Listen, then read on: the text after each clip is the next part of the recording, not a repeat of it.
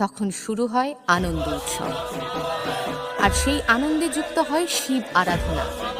পরের বছরের ফসল ভালো হোক, বৃষ্টি ঠিকমতো হোক, সেই কামনায় করা হয় শিবের কাছে প্রার্থনা। শস্য দেবতা ও প্রকৃতিকে জানানো হয় ধন্যবাদ, তুমি ছিলে তাই আমরা খেতে পেয়েছি।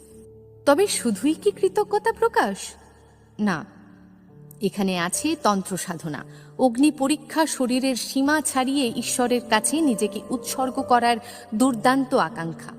গালের ভিতর দিয়ে শুল, কাটার উপর হাঁটা, নাচের মাধ্যমে ভক্তি, এ যেন ঈশ্বরের কাছে বলার একমাত্র ভাষা হয়ে ওঠে। লোকনাট্যে এই শক্তিরূপী কালী ও সন্ন্যাসীদের গল্প রূপ নেয় নাটকে, নাচে, মাটির ধুলোয় ঘূর্ণিমান শরীরে। এ যেন এক সার্বভৌম আত্মনিবেদন। কিন্তু সময় পাল্টেছে। 1865 সালে আইন এসে বলে, না,